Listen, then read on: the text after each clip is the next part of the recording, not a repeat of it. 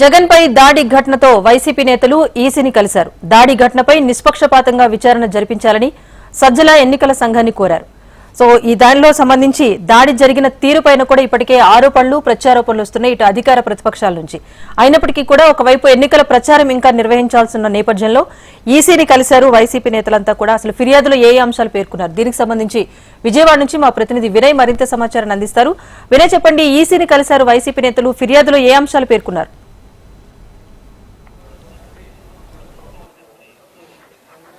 Rajeshwari, YSRCP senior నేత సజ్జల రామకృష్ణారెడ్డి నేతృత్వంలో YCP బృందం కొద్దిసేపు క్రితమే సచివాలయంలో ఈసీని కలిసింది. ముఖ్యంగా నిన్న ఆంధ్రప్రదేశ్ ముఖ్యమంత్రి జగన్మోహన్ రెడ్డి మేమంతా సిద్ధం బస్ యాత్ర జరుగుతున్న తరుణంలో సింగనగర్లో అతని పైన దాడి జరిగింది. దాడి ఘటనను వైఎస్ఆర్ కాంగ్రెస్ పార్టీ చాలా సీరియస్ గా తీసుకుంది.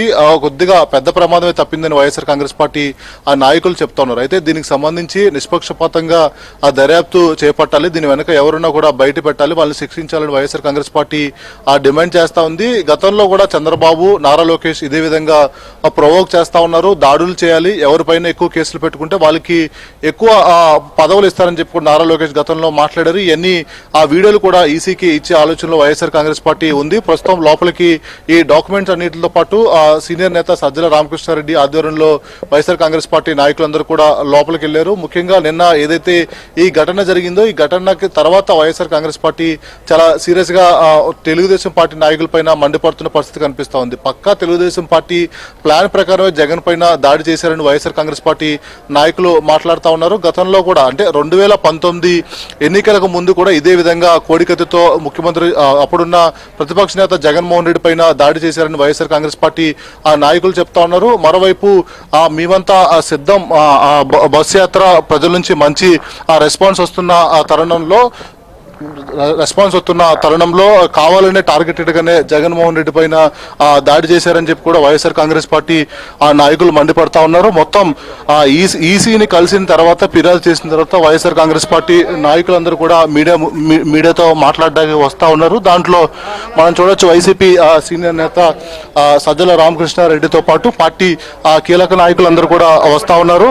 మనం పూర్తిగా ఈసీ మీరాని కలిసిన తర్వాత కంప్లైంట్ ఇచ్చిన తర్వాత వైఎస్ఆర్ కాంగ్రెస్ పార్టీ నాయకులందరూ కూడా మీడియాతో మాట్లాడడానికి వస్తా ఉన్నారు. టీడీపీ నాయకులు కూడా దీనిపైన కలిసి ఫిర్యాదు చేయడం జరిగింది. దాంట్లో భాగంగానే ఆ ఫిర్యాదు అనంతరం సీనియర్ నేత సజ్జల రామకృష్ణారెడ్డి మీడియాతో మాట్లాడుతున్నారు.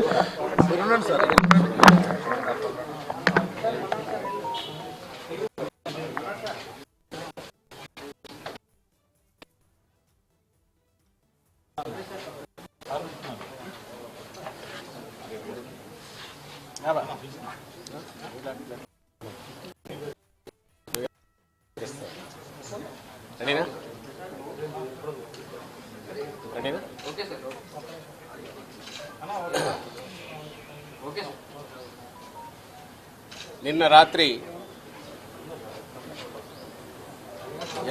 ఎన్నికల క్యాంపెయినింగ్లో భాగంగా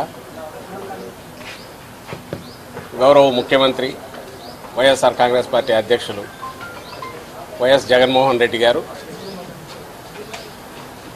బస్సు యాత్ర గుంటూరు జిల్లా నుంచి కృష్ణా జిల్లాలో, పాత కృష్ణా జిల్లా, ఎన్టీఆర్ జిల్లాలో ప్రవేశించడం, విజయవాడ సెంట్రల్ అభ్యర్థి వెల్లంపల్లి శ్రీనివాస్తో కలిసి సెంట్రల్ నియోజకవర్గంలో వెళ్తుండగా సింగనగర్ ప్రాంతంలో జరిగిన దాడి రాష్ట్రం మొత్తాన్ని కుదిపేసింది. అంతా షాక్కు గురయ్యారు. ఈ విషయం అందరికీ తెలిసింది. అదృష్టం, కేవలం అదృష్టం మాత్రమే ఆయనను కాపాడింది. ఆ రాయి అందరూ చూశారు.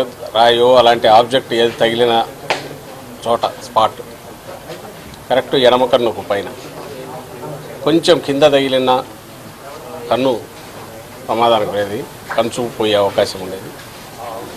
అలాగే కొంచెం వెనక పక్కన కణితకు తగిలి ఉంటే ప్రాణానికే ప్రమాదం జరిగేది.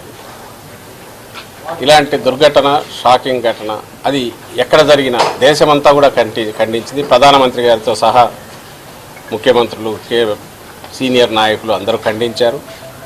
త్వరగా కోలుకోవాలని ఆకాంక్షించారు. కానీ ఇంకో పక్క ఇక్కడ ప్రతిపక్షంలో ఉన్న తెలుగుదేశం పార్టీ అధ్యక్షుడు చంద్రబాబు నాయుడు గారు కూడా ఖండించారు.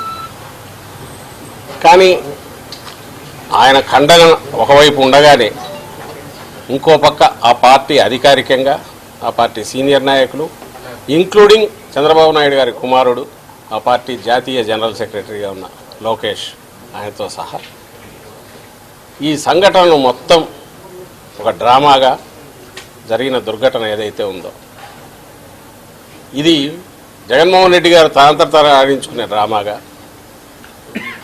హేళన చేయడం, అబ్యూజ్ చేయడం, కోడికత్తి 2.0 అనడం, అసలు వీళ్ళు రాక్షసుల అనే రకంగా మనుషుల రాక్షసుల అనే రకంగా ప్రవర్తించడం హేయమైన విషయం. అది ఇంకా కంటిన్యూ అవుతుంది. ఎన్నికల నేపథ్యం, ఎన్నికల కమిషన్ ఇప్పుడు మొత్తంగా ఎన్నికల కమిషన్ ఆధీనంలోనే అన్ని వ్యవహారాలు నడుస్తున్నాయి. దీనికి ఇంకొక కోణంలో చూస్తే ఈ దాడి జరగడానికి కారణం ఏమై ఉంటుంది, ఎవరై ఉంటారని చూస్తే ఎందుకు కారణం ఏదంటే చంద్రబాబు నాయుడు గారు ఈ మధ్య చాలా రోజుల నుంచి ఈసారి ఆయన నిస్పృహలో ఆ డెస్పరేషన్లో అబ్యూజివ్ లాంగ్వేజ్ వాడడము, రెచ్చగొట్టే రకంగా మాట్లాడడము, ఆయన పార్టీ కార్యకర్తలను తెలుగుదేశం కార్యకర్తలు కానీ పబ్లిక్గా మాట్లాడే చోట కానీ రాష్ట్ర ముఖ్యమంత్రి అనేది ఒకటి, ఓ పార్టీ అధ్యక్షుడు అనేది ఒకటి, ఇవన్నీ కాకపోయినా సాటి ఆయనలాగే రాజకీయాల్లో ఉన్నారు. ఒక రాజకీయ పార్టీ అధ్యక్షుడు, ఒక నాయకుడు, మనం జనం ఏమనుకుంటారనేది కూడా లేకుండా అబ్యూజ్ చేయడం అనేది మీరందరూ గమనిస్తూనే ఉన్నారు. బహుశా ఇడుపులపాయలో మొదలైన బస్సు యాత్ర ఈరోజు ఇటువైపు రావడం మొదలుపెట్టాక ఇక్కడ ఇంకా జనం ప్రభంజనంలాగా రావడం, ఎక్కడ రాత్రి లేటు బాగా 10-11 అయినా కూడా ఇంకా జనం అలాగే ఉండడం, వస్తున్న రెస్పాన్స్ జగన్మోహన్ రెడ్డి గారు చూశారు. కట్టుకోలేకనో ఏదో కానీ రెచ్చగొట్టే వ్యాఖ్యలు ఎక్కువ చేశారు. నిన్నటి దాంట్లో కూడా నిన్ననే అనుకుంటా, నిన్ననో మొన్ననే ఈ ప్రాంతంలో ఎక్కడో మాట్లాడినట్టున్నారు. సరిగ్గా ఏమన్నారంటే ప్రతి ఒక్కరు ఒక రాయి తీసుకోండి, ఈ దున్నపోతును ఓడించడానికి ఇచ్చేయండి, కొట్టడానికి ఫ్యాన్ అనేది లేకుండా చేయండి.